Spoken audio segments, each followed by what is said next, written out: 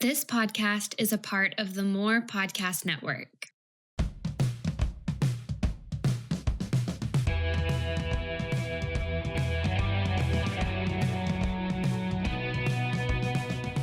Hey everybody, welcome to the Daily Leader Podcast by Pattern Talent, where we interview great leaders and we seek to understand leadership. I'm Brad McDonald. And I'm Taylor Jessup, and we really hope that you enjoy this episode. We are back. And What? I was not ready for that. Right. If I smoke this, for those of you who are listening online, I have a big old cigar in my mouth, which I'm not allowed to smoke on this podcast. Well, actually, I could on the podcast, but if I smoke this in this room for my wife, this is my wife's studio, that would not go well for me. If I smoke one of these and come home, my wife is like, you need to shower 3 times. You got to brush your teeth 5. And then you got to actually use mouthwash. So like multiple times. And that's still may take her a couple days to give me a kiss. It does taste like, once I'm done with the cigar, especially the next day, it's like I have rat piss in my mouth. That's the way I've described it. It's not fun. It's not fun. Like the next day is rough. Orange juice does help. But we are long roundabout way, because this is what I want the lounge to be, you know? Yeah. Well, you didn't tell. This is a surprise to me. I would have brought mine too. No, I just wanted to surprise you. That's wanted to see what, you know. Hey, tell the fam what's back there in your background. I want them to see the Well, it's a little bit of a mess right now. Let's see. Hang on. I gotta move some of this stuff. All right, so yeah, I forgot I got a microphone here. All right, so that's Big Bertha over there. Big Bertha, where Janelle pours all the candles. We, around here we say, hey, give Bessie, give, the baby's got to live. So it's give Bertha, give, the baby's got to live. If you're wondering, it's not milk. It's not. It is wax, soy wax in particular, and she pours all kinds of candles. All right, so. For those of you listening online, I'm looking at the back of my room where there's a big wax melter, and I'm showing, this is our sea salt candle right here.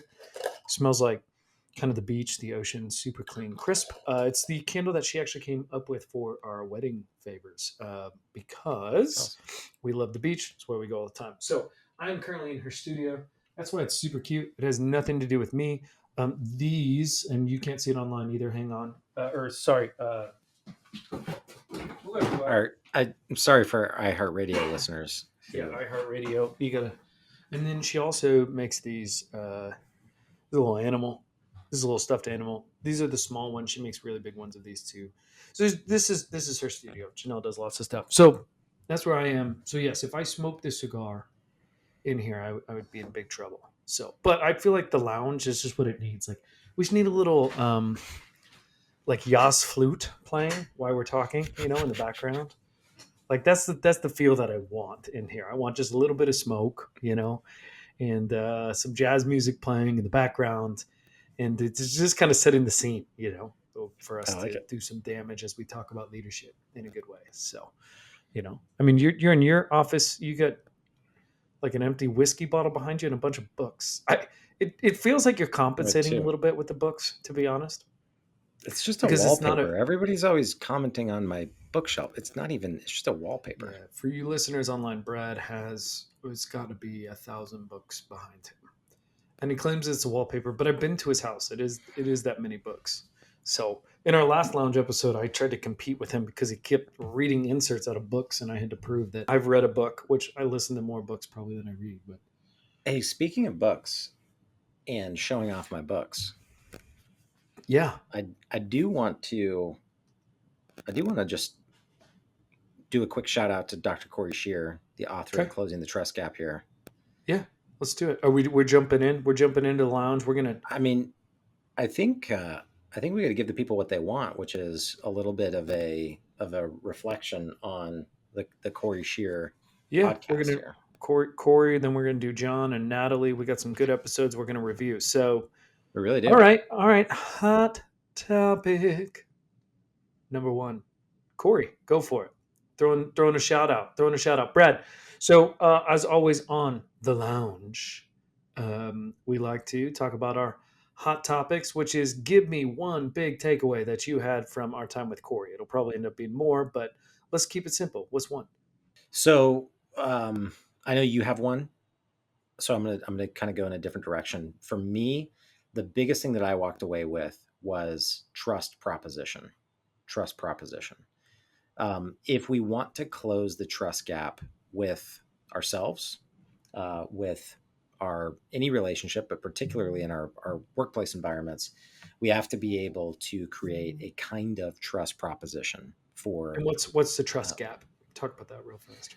okay, yeah. Thank you. Thanks for asking that question. The trust gap is the distance between what an employer thinks and what level the employer believes trust exists in their company and where the employee actually trusts them. Got it. So there's a gap between, employers, companies, leadership teams saying, hey, this is where our employees are at and where employees are actually at. And we're trying to close that gap between the employee's ability to trust the company and then therefore produce more value. Okay. Right? So perception of trust versus reality of trust. And there's a gap That's right. there. He defines it as a gap. All right, keep going. I like it. I like where That's you're right. going. Trust proposition. But what I would say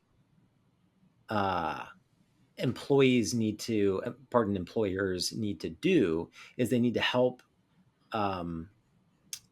their employees understand that there is both value or worth and that there is truth in what the organization says and does, that there's consistency between the claims that we make in our, orientation, in our values, in our purpose, in our mission, in our marketing on our website, and how we actually treat one another in the day-to-day work that we do in our company.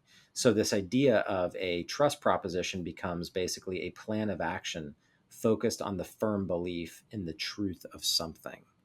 So an organization basically makes these claims about who we are, about what we do, and then they back that up with a plan of action that demonstrates those things to be true so that there isn't incongruency or inconsistency between who we say we are and how we go about our organizational life.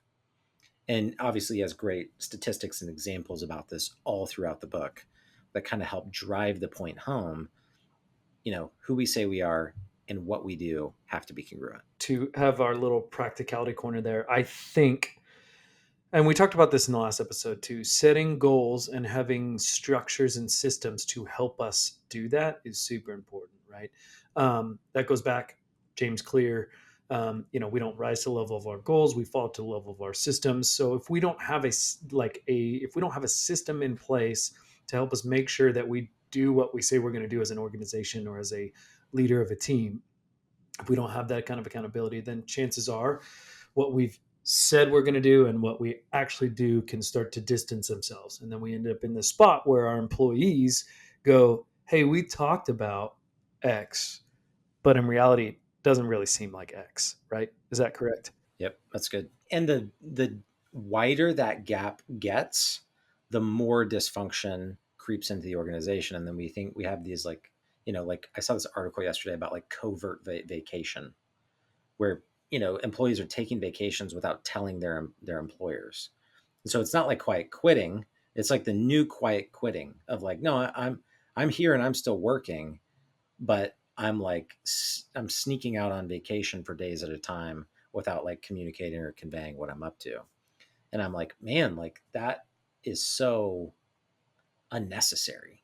And you can replace that sneaking and hiding with trust. So difficult, right? And so Cory's book ends up being a manual for leaders on how they can get there. So number one, we got to get clear about, is there actually a gap? And most likely there is. It's not about, in my head, it wouldn't be, is there a gap? It's how big is that gap? That's right. Because I think most of us, if we said there is no gap, then we would not be living in reality. So what is the gap? Like, what is it actually? And then what do we do about it? So let's talk about this just for a minute. I perceive as a leader, there's a gap between me and my team, right? or maybe I haven't. And as a result of reading the book or whatever, hey, I see that there's a gap. What do I do practically? Our practicality corner for the hot topic could be, hey, all right, it's great. There's this gap there, or there's a gap in my relationship. How do I start to mend that and rebuild trust? What do I do, Brad? There are some different ways, there are some different levers that you can pull.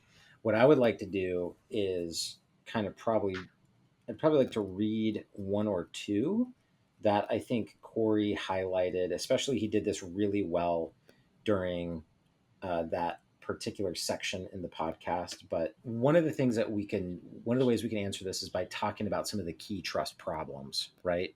So I think one of the most interesting ones, and he has like 7 or so of these, um, but it's this idea that trust is incrementally built, but it can be instantly broken.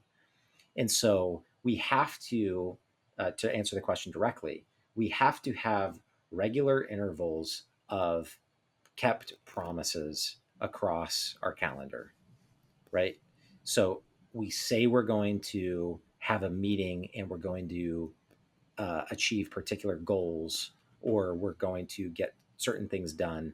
Okay, when I fail at that, I actually, and you know who talked about this in such an interesting way was Adrian Kaler, and we, You got my his last name right. Good summary. for you. Yeah, you like that? Yeah. My summary of Adrian Kaler's work at Take New Ground is that he is in the trust business, right? Helping people trust themselves for the first time, and helping, maybe for the first time, and helping people trust one another, right? Because they're actually clear and honest with themselves. And I felt like he was for executive coaching and like people individually what Cory is for like large organizations, municipalities, institutions, right? Like they're talking about the same thing. In that interview with Kaler, he was more focused on like the individual, whereas Cory was more focused on like the executive team, if you will, or the management team. And so all this to say that like we have to demonstrate for employees in regular intervals that we as leaders keep our promises, and when we don't, right, we go talk about it. We're actually forthright about it.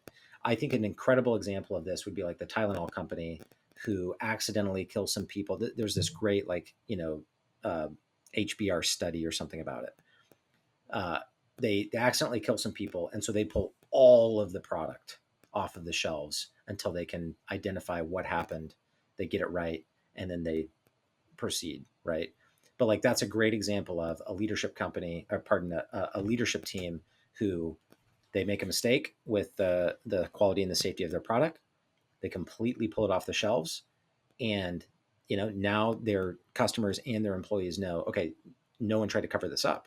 They did the right thing to the tune of billions of lost dollars in revenue. That's good. That's good. I so I'm going to try and summarize what you said, and I'm going to turn it into an analogy, or put some imagery behind it, and say, hey, trust, even in any case, is a bank account.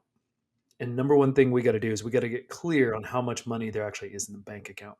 So we may think there's $4,000. The truth may be that there is $50 left, or that there's negative $1,000 left. But it helps us not to believe that we're still at $4,000. We need to get clear. Once we get clear, we need to own where it actually is. I think the ownership of where it actually stands is really important. Okay, hey, there's a gap here. I'm trying to do X, and something is not going right, whatever that is, and owning whatever part I have to do with that. Hey, I'm sorry, because I know I said our company was going in this direction and I haven't been as transparent as I need to. Tylenol, I'm sorry. We made a huge mistake, which that is a pretty epic mistake. I'm sure nobody meant to, but like we're going to own it. We're going to claim it. Once I own it and claim it, now I can talk about what I'm going to do different. And then, it's basically, hey, here's an opportunity. Every time I give the opportunity for something new, right? And then I follow through with that, I'm putting a deposit into that account so I can rebuild my account, and I can actually get it back to probably the 4,000 that I thought it was at, and potentially even at 8,000.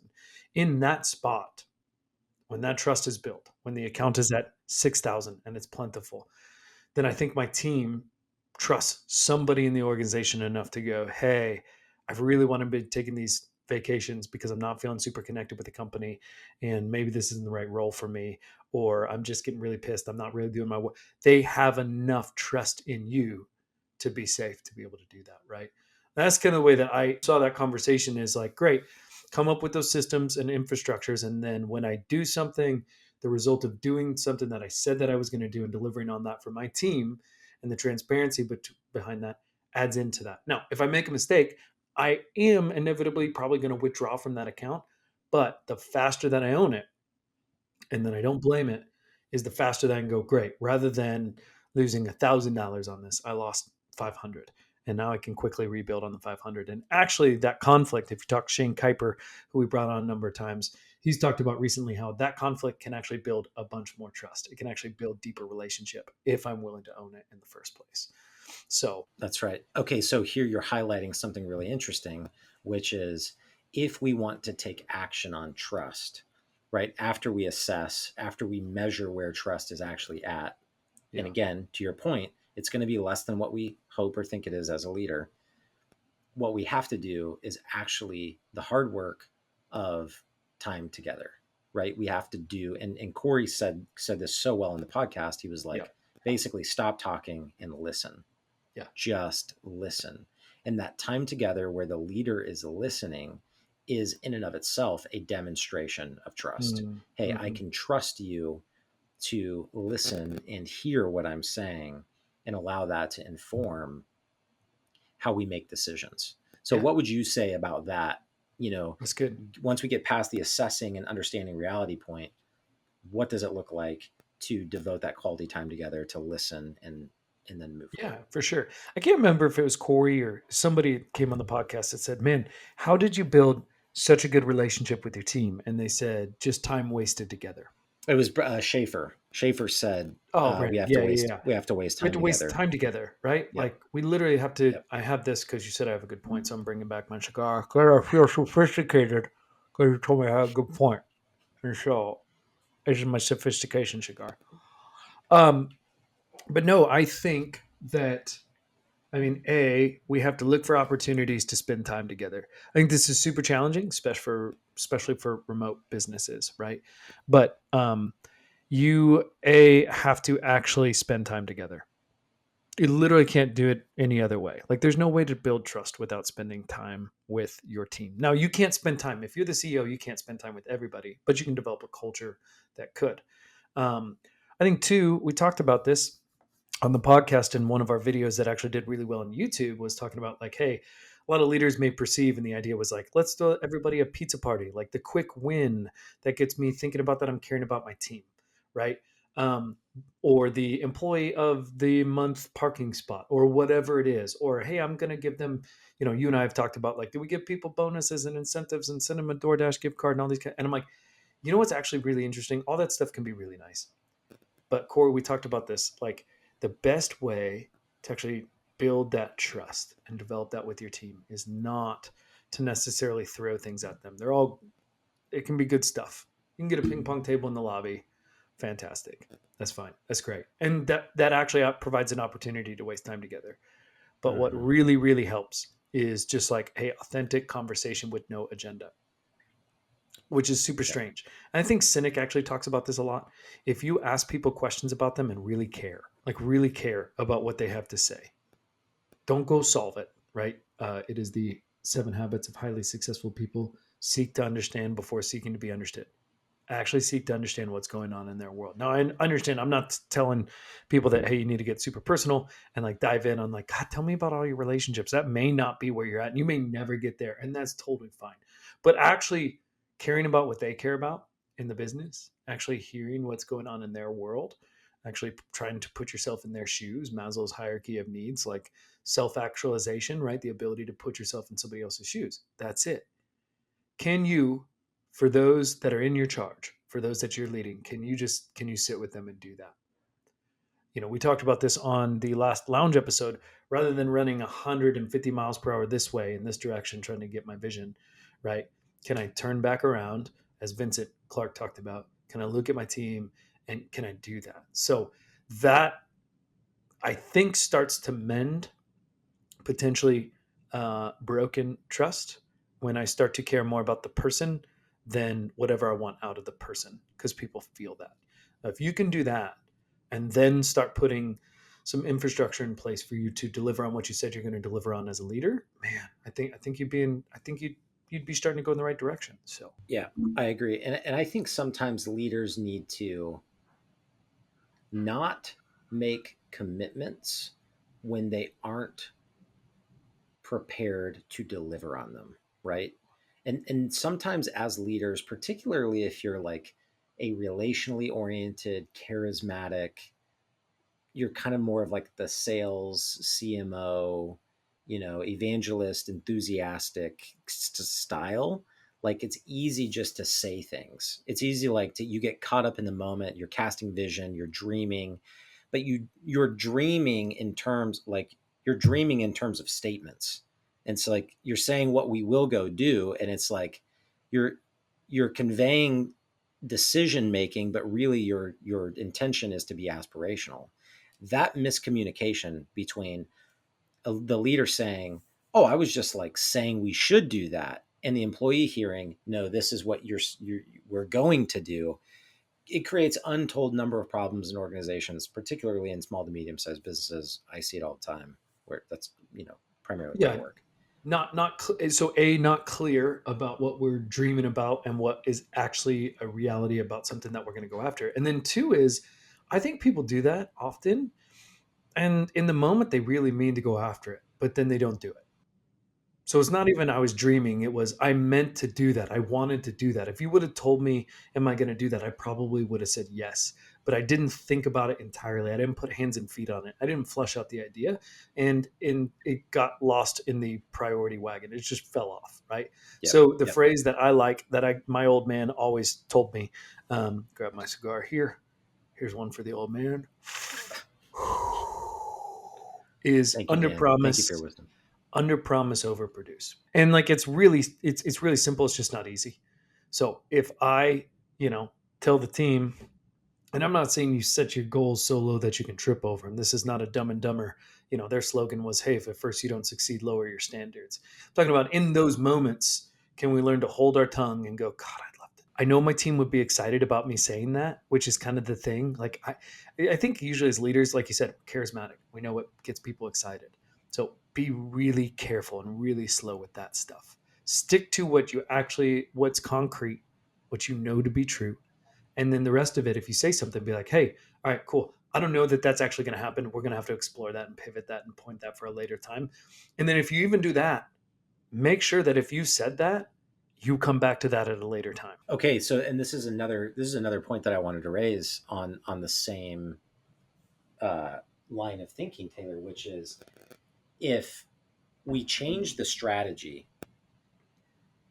Okay, so if we change the strategy, we have to acknowledge that we're changing the strategy. And I think oftentimes Mm. leaders make the mistake of there are great reasons to change a strategy. So we set goals, we said that something was going to happen, we get into the work and we find, hey, this isn't going the way we thought it was. And so we just pivot.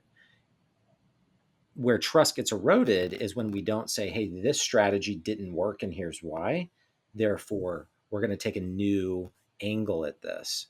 Too often, we get excited by a shiny penny, a new book, a new masterclass comes out, a new workshop, a new course or something. And then rather than completing the strategy that we started, we initiate some new campaign and we've got to turn over all the work that we just did for the last, Yeah. 6 9 months down a path. It creates total chaos and completely erodes trust. I think you and I have both seen that in multiple businesses that we've worked for and consulted into.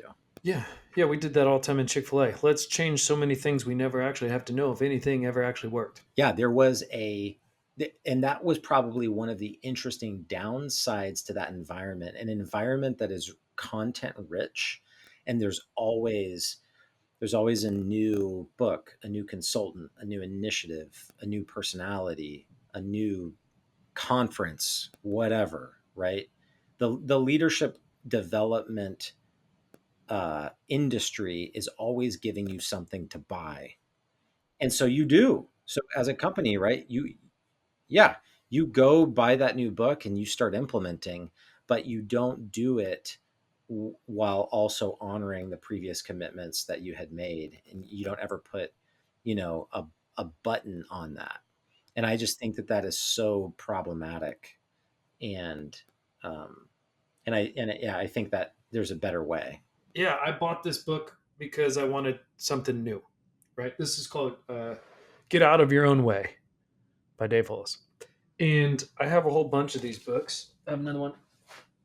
I have The Observer by Top Stottlemyre.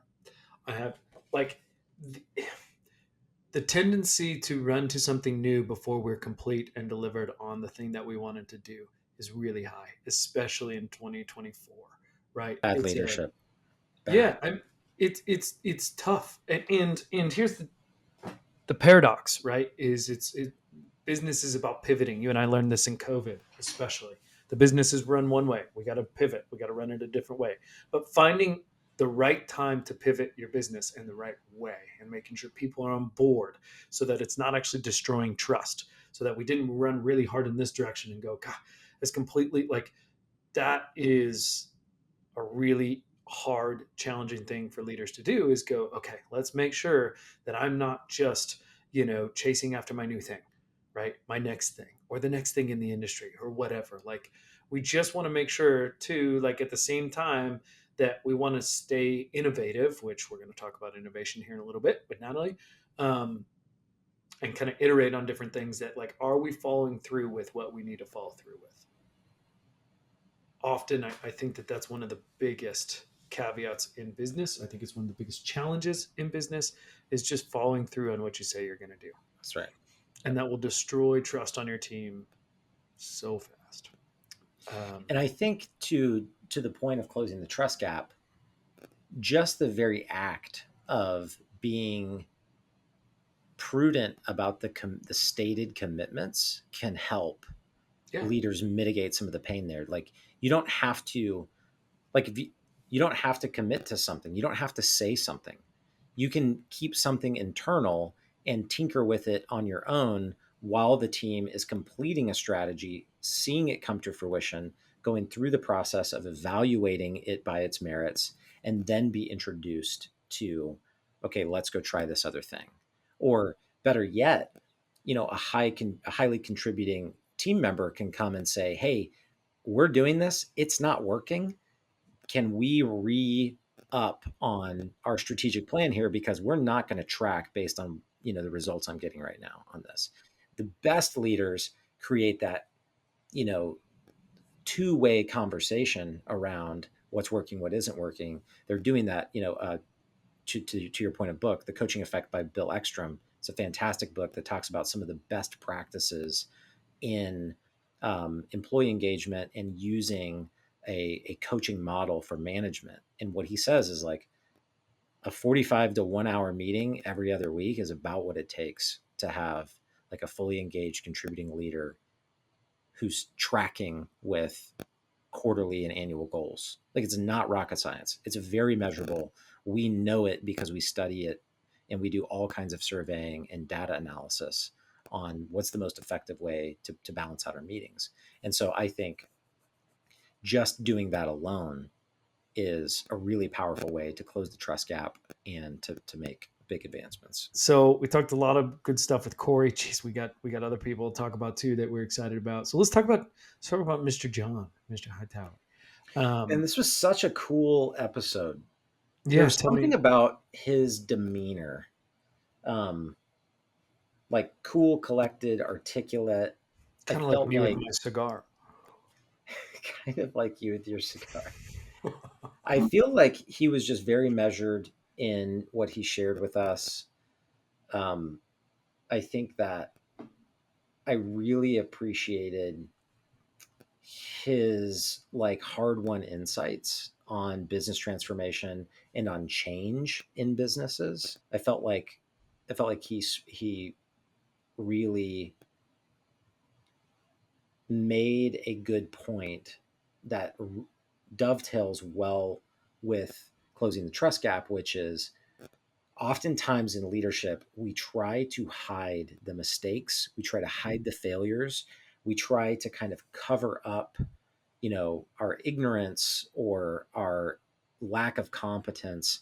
And what John said was, as the CEO and of Arch and Tower, and as the chief strategy officer of Fraser and Dieter, like I'm like, hey, if we can just take all of our mistakes and we can pull those things out into the open, we can actually use them to create something much, much better than we could if we try to sweep them under the rug and just be bureaucratic.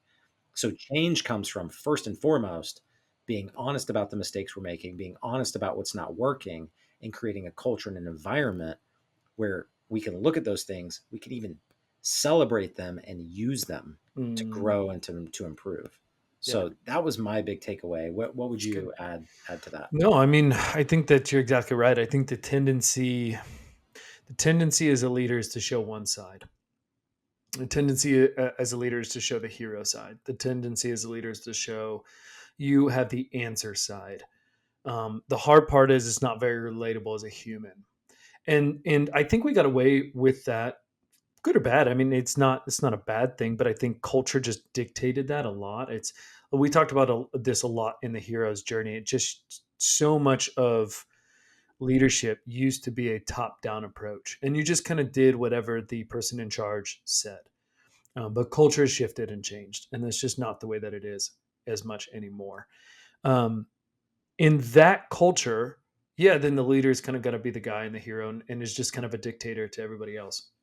I think as things have shifted, I think the best way for teams to actually connect, grow, and work hard is to feel like if they're making a mistake, they're not the only one. Because if you as a leader only show your best colors, then and this is the conversation that I liked that we got into, and that one is, then it's hard for me as a follower of you to deliver anything less than perfect, because that's all that I've heard you talk about.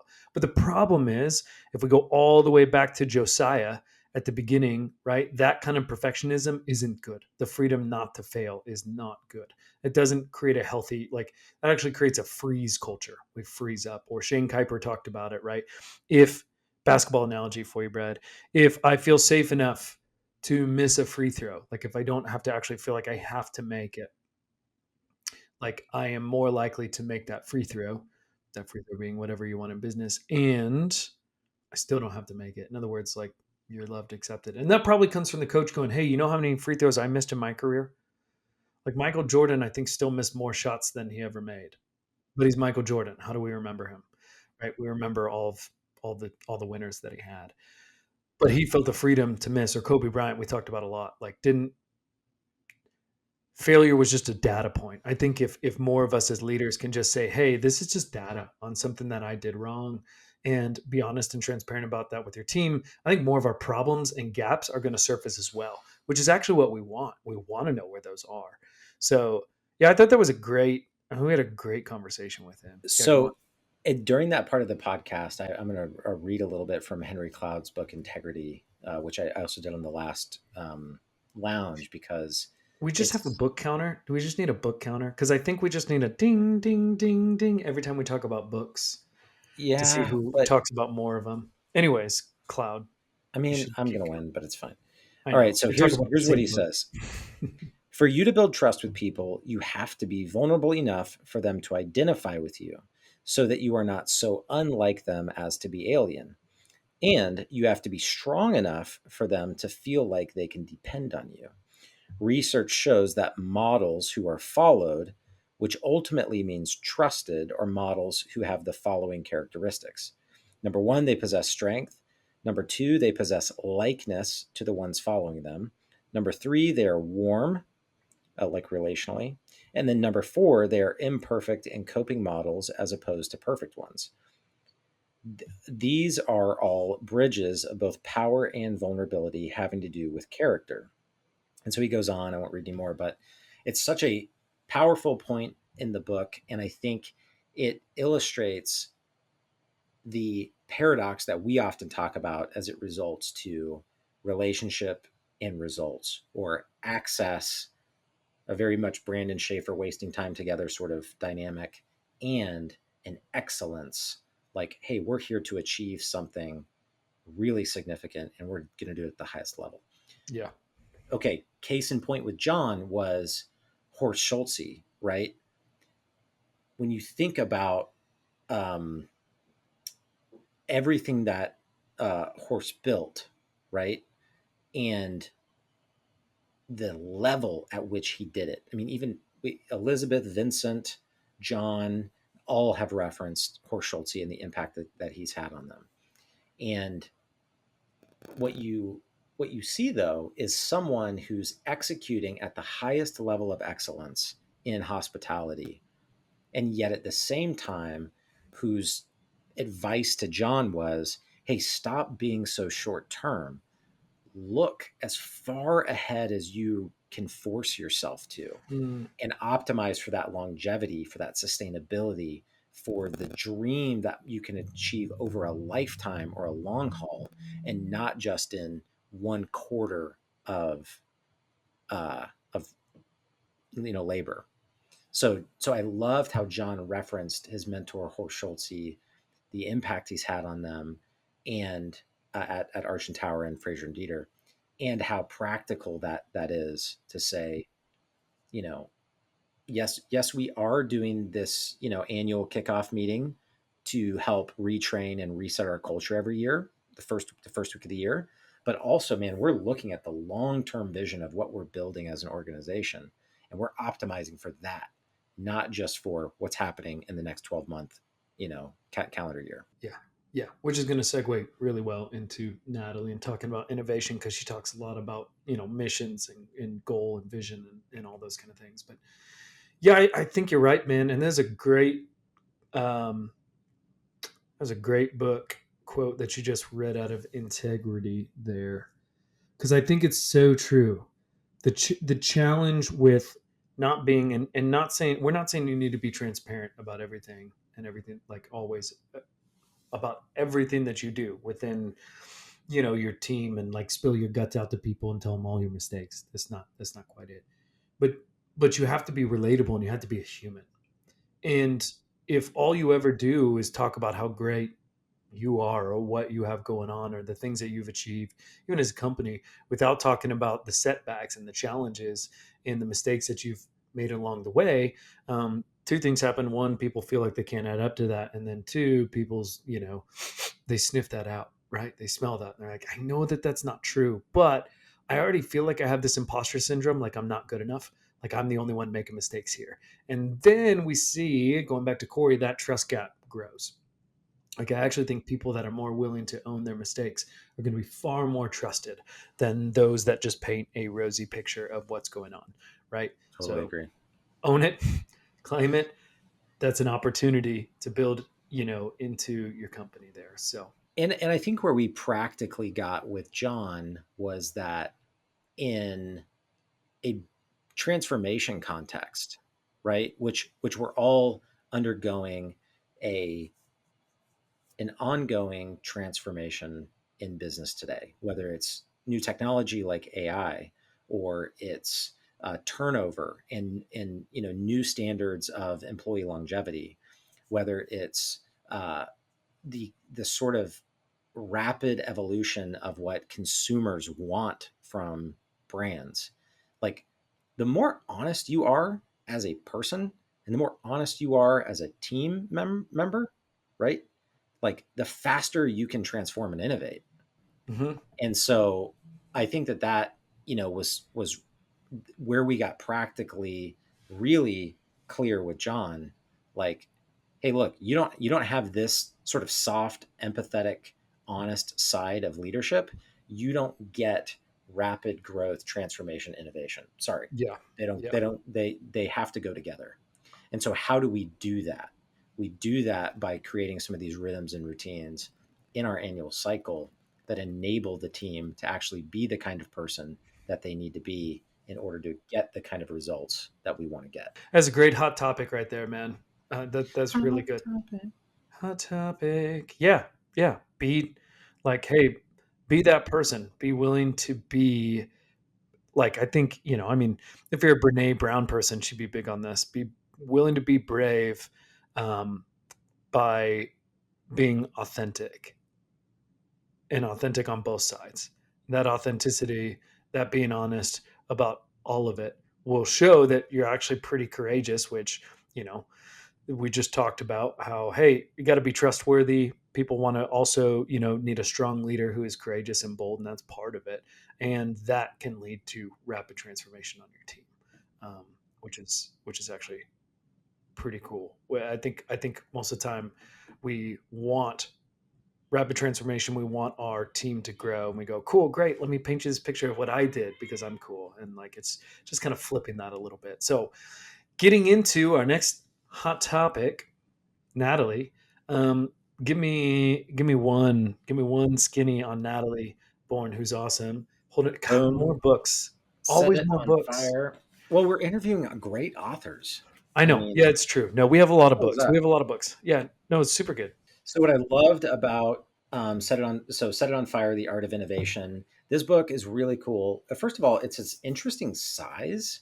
So like you can just kind of see like relative to my tiny hands that it's a tiny book. Remember. Yeah, but you got to remember our people on iHeartRadio can't see that. The Oh, sorry. book, Love you. we need to it needs to be like the 1950s, like the book in which Brett, like we're on a radio show, holds in his hands was not quite the size of his Like hands, like a which his hands narration. are not quite the size of his ego, which is very large. But you get the picture. Moving on. So this book, thank you for that. And now the If you would rest of put the that story. cigar back in your mouth. Yeah. Um, it's basically broken up into two parts. One is like very similar to what we were just saying, kind of like the softer side of self leadership, leadership of others, being on a team that has to be present in a culture for innovation to actually take root. And then the kind of like harder side of here's how we pragmatically deliver innovation internally and externally for clients and customers. So what we did in our podcast with Natalie was say, hey, look, we're going to talk about the soft side here. If you want to get the nuts and bolts of this, you got to go buy the book. And one of my Go buy the book. It's a great book. Kind of big takeaways here was that similarly to what we said with Cory and John, where there is no trust, there can be no true ongoing real innovation.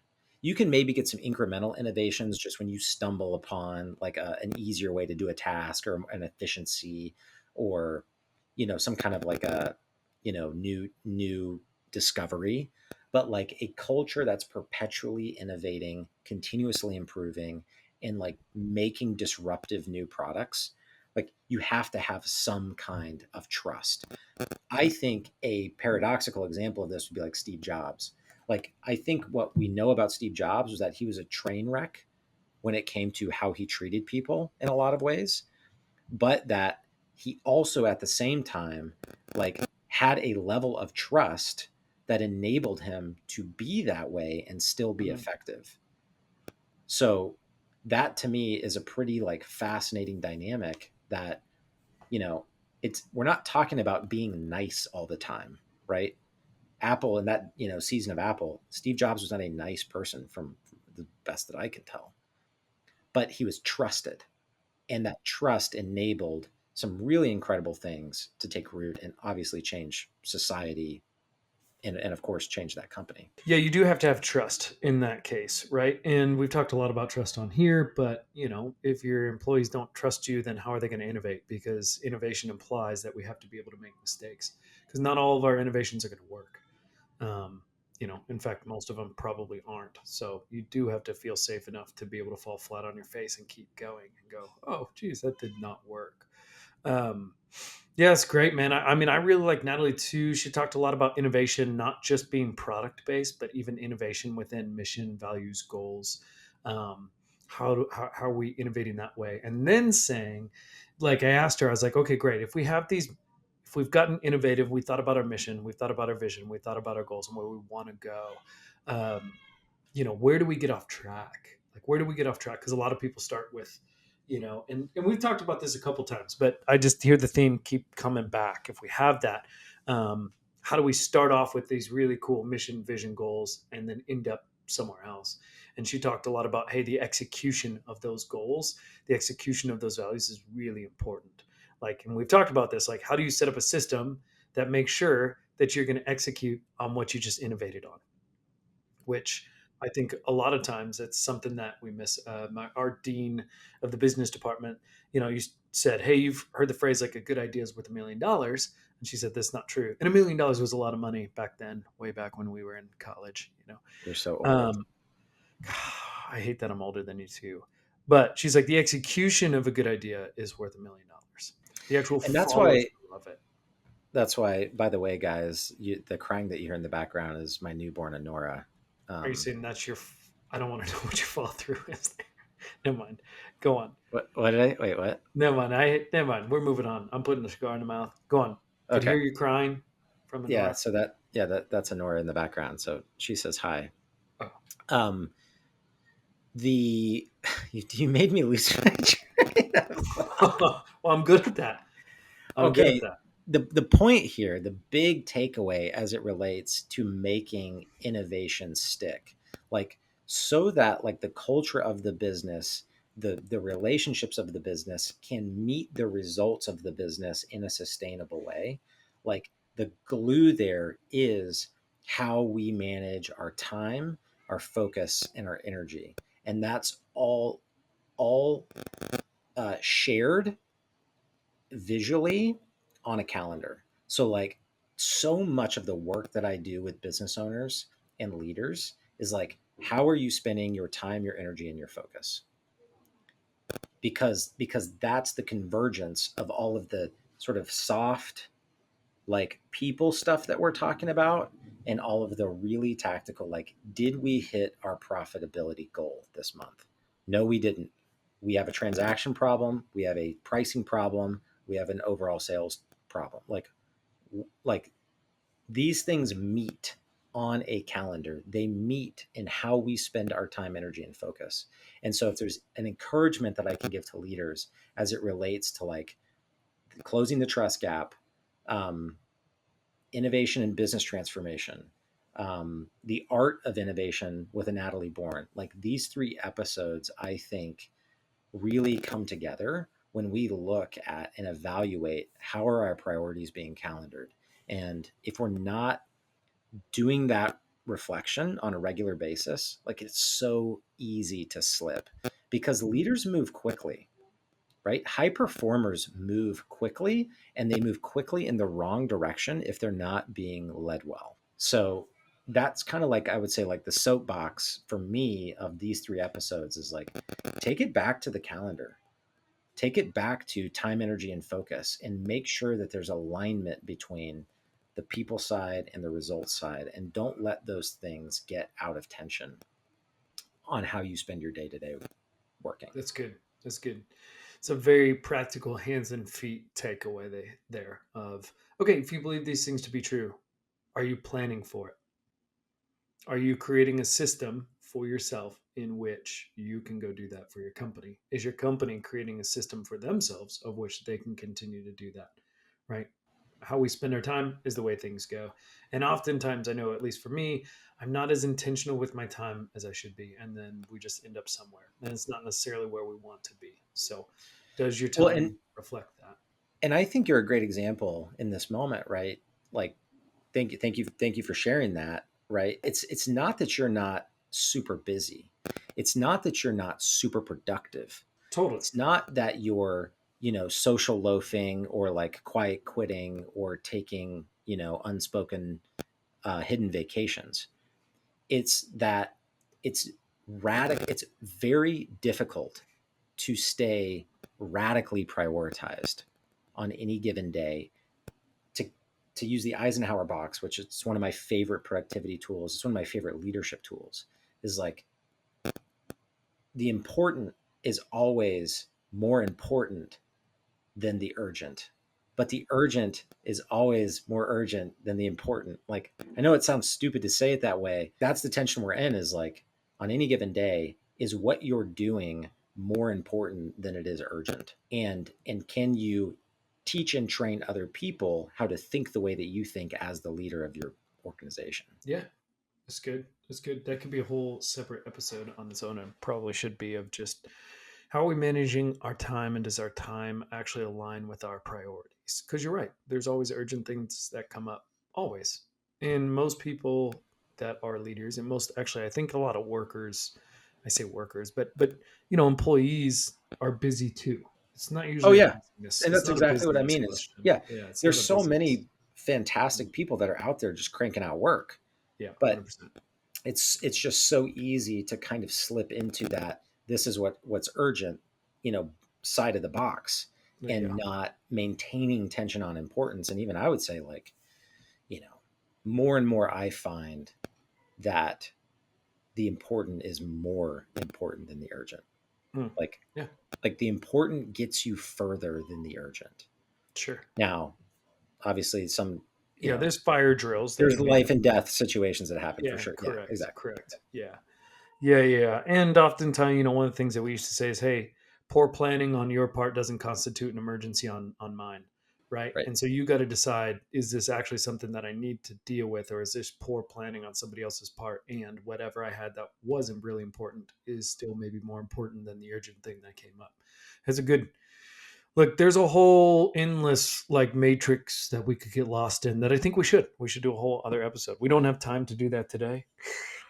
On the lounge as I smoke my cigar. We're gonna go one of these days. We're gonna like go over to Churchill's and do the podcast there. I think it'd be great. But until then, I think that was good, man. I feel like we gave some me more than you, really, some good thoughts for leaders to be following through on. You gave a couple okay things. But yeah, that's great. That's great. I think it's good. Great episodes. Really good. Super grateful for all those interviews. Hey, thanks for watching us on the Daily Leader. We do hope we're not going to shame you like Brad did last time, strangely. We're just going to say, hey, if you like our channel, if you give us a like, that would be super awesome. Anything to add on that, Brad? Thank you so much for trusting us with your time. We hope that this has been valuable to you, and stay curious about leadership. Stay curious about yourself. Seek to find clarity in why you're doing what you're doing and how you can create value for others. Wow, that was good. That was good. No, don't flex. All right. Well, with that, we're going to end it. No, he's flexing, walking away. We'll see you back here next time on the Daily Leader.